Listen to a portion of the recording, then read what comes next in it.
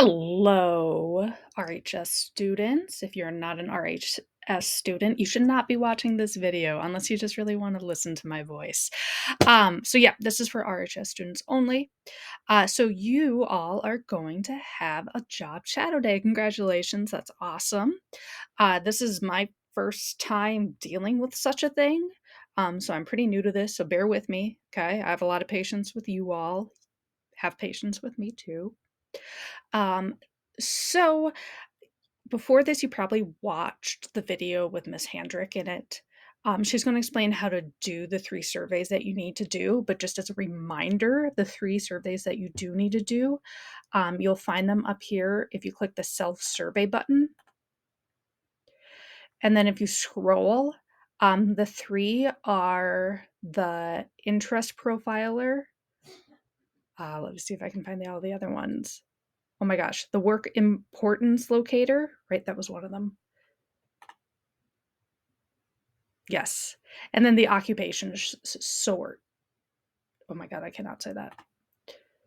Which is right here. Okay. So make sure that you do those 3 self assessments. I did them. It took me like 5 minutes each. But you might want to slow down and do them like with a little bit more thought because I just kind of whipped through mine. All right. So then what you need to do is you need to go back to my dashboard. And then all of your self-survey results will pop up, which is kind of nice. So here's my interest profiler, occupation sort, and work importance locator. Definitely look into those. So you can like look into here. It'll show you like maybe I'm really good at investigative stuff.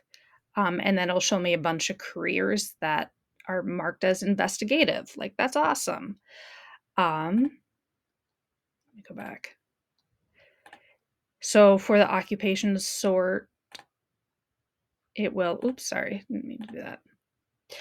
If you click on it, it'll tell me like 4 careers that I might be really good at, which there's a reason why I am not an elementary school teacher, but I thought that was really funny when that popped up. And then also the work importance locator. This one has a few careers too that you can look into. Like apparently I'm really good at, I don't know, relationships, question mark. And then there's a bunch of different careers that have to do with relationships. So just like really kind of like putz around with it, just see what different careers pop up for you. Yeah, it's pretty interesting. But also what I like that kind of narrows it down a little bit, if you click on the best career matches, it'll give you kind of a little bit of a shorter list to work off of if you want. It's totally personal. Which I also thought was kind of funny.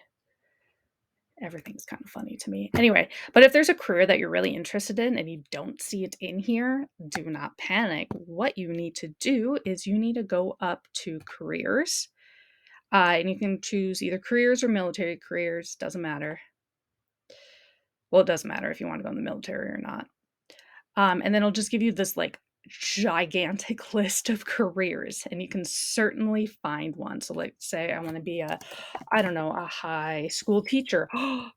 No way. It'll give you information about that. Okay.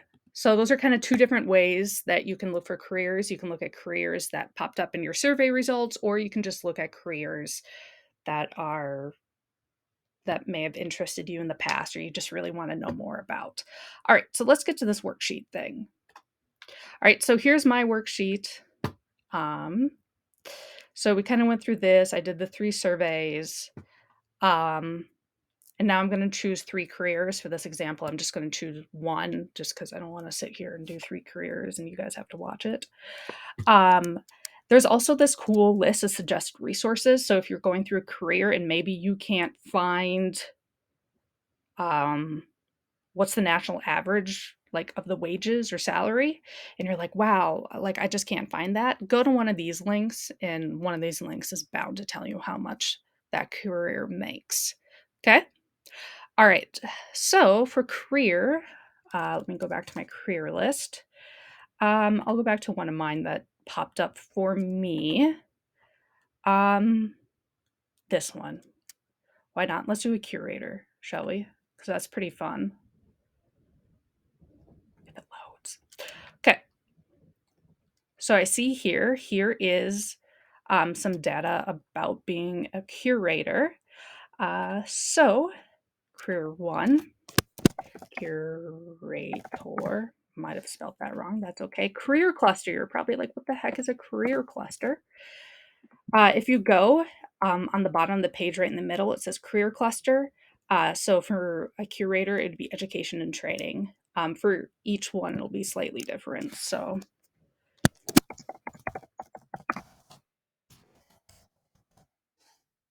Holland code, I have no idea what that is, and I have yet to get an answer of what that is. So just skip it if you don't know what it is, because I don't know either. All right, so what new information did we learn about this career? Okay, let's see here. You can look kind of here.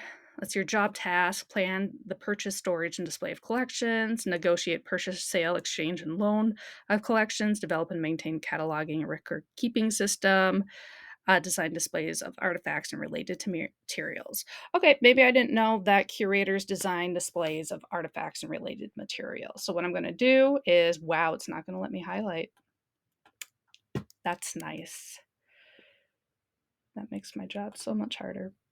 All right, so what new information? I'm going to say new information. What did I say? Designs, what? Displays of artifacts.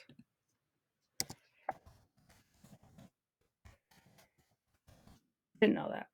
Great. You can do 1 point. You can do as many points as you want about new information that you found about. Doesn't matter. All right, so then I also have to answer this question. Does this make you more or less interested in this career? Why? So I'm going to, here we go, say it makes me more interested because I can design. I don't know. Okay, so just do whatever you want. You could be more or less interested and then just explain why very briefly. Okay, what do they do? Describe the different tasks and working environments of this career. Okay, so this makes it really hard because I can't highlight and paste stuff. But let's look into the work setting for this one, shall we? So have a moderately high level of social interaction. They work with the public, technicians, and directors, and sometimes work alone on collections. Work indoors, have curators who work in zoos, gardens, natural centers, and other historic sites, spend times outdoors. Must be very accurate in tasks such as evaluating the age and value of items, work 40 hours per week. Okay, that's some cool information. So let's go back to my worksheet. So different tasks. So working with the public, other curators, technicians. I don't know if I spelled it right. I'm sorry. Yeah, or working alone. Working environments. Environment. Whatever. It would be what? Working outside if in zoo or garden. Indoors for museums. Do any of these aspects appeal to you? Why or why not? I'm going to say working indoors does because I'm not an outdoor person. That works. Again, do it whatever you want to say about it. I'm just going through this example to kind of like help you because it's a little bit confusing. So earnings, what is the national average salary or wage? So to do that, whoops, here we go. So here is, if you click on the different things up here in this blue bar, it'll give you a little bit more information. So if you click on wages, so in Minnesota, the entry wage is like 37,000. So that's like if you're fresh off, like this is your first year working. Median wage, so that's the average of like all the different curators. And then experienced wage. So if you're like an awesome curator, you've been working on it for like years and years and years and years, that would be kind of like the high end of your salary range. So let's say 40,520 for our answer here.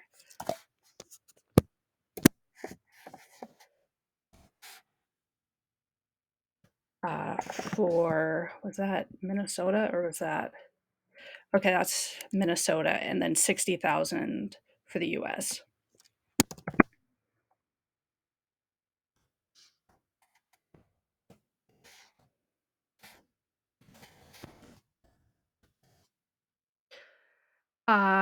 What state has the highest average salary wage and what state has the lowest? Ooh, that's a good question. So that is down here. You can see that the 5 states that have the highest salary are Rhode Island, California, New York, Alaska, and Washington. So let's put down Rhode Island for the highest. Whoops, sorry, wrong one. There we go.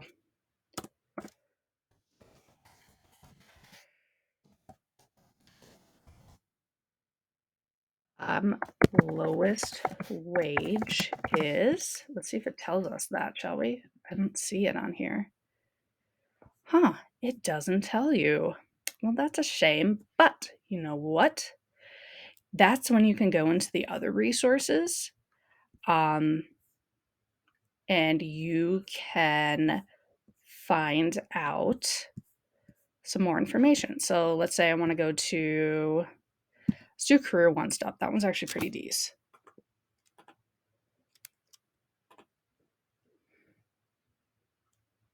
If it loads. There we go. Curator. Should have done something more like well known than a curator, but it's kind of fun. Come on, load. This is embarrassing. I'm so sorry.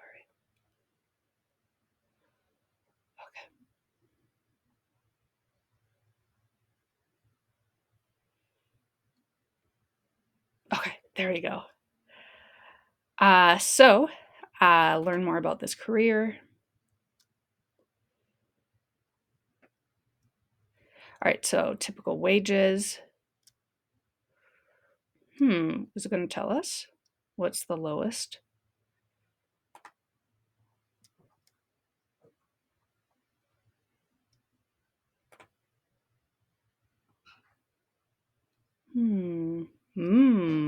No, it does not tell us what the difference, like who is the lowest state that pays the least amount for curators. That is very interesting. Will it show us on the map? See, I'm exploring this together with you guys. I'm sorry I wasn't super prepared. I hope you're not mad at me because this video is taking forever. Oh, here we go. All right, so it looks like Idaho. Idaho, you are the lowest paid state for your curators. Well, that sucks. I guess don't go to Idaho to work at a museum. All right, let's put that in, shall we? What was that, 27,000 or something? Lowest wage is Idaho at 27,000. Jeez. What do the top 10% and bottom 10% of workers earn? All right, let's go back here and look.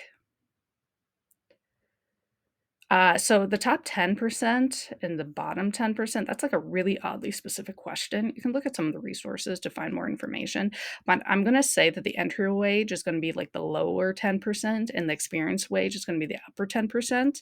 So let's just enter those for the sake of time. Okay. Let's see here. So let's do the US entry wage, which is 46,000.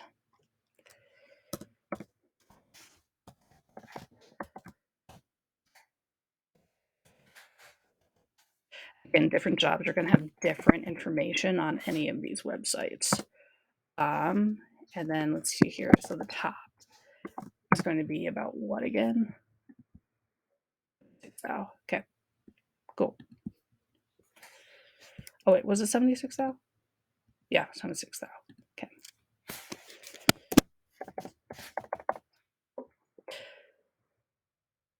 All right. We're almost done. All right, related occupations. What similar occupations sound interesting to you? Oh, okay. I think I saw something about that. Related careers. So do you see up here, back on the MCIS website, it says related careers? Other careers might include anthropologist, archaeologist, archivists, art directors, clergy. I don't know why clergy is there, but okay, that's cool. Fine artist. Oh my gosh, historians. So cool. Librarians, museum technicians. Yeah, okay, you get it. You get it.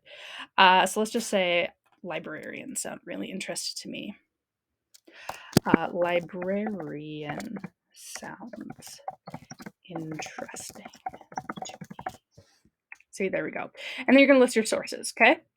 To do that, you're just going to put in, either you can just like plop in the URLs, like copy and paste those. So I'll do that with this one. So command copy.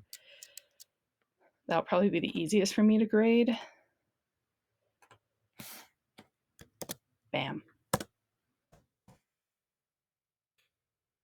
And this one too. Command copy or control copy if you're using a Chromebook. Bam.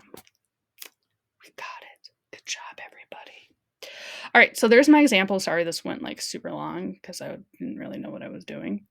But that's okay because now we do. We know it together, right? If you do have questions about any of this or have any like want to bounce like ideas off of me about like what you want to talk about with your career choices, let me know. I'm always here. I answer emails pretty fast. All right, that's all. See ya. Bye.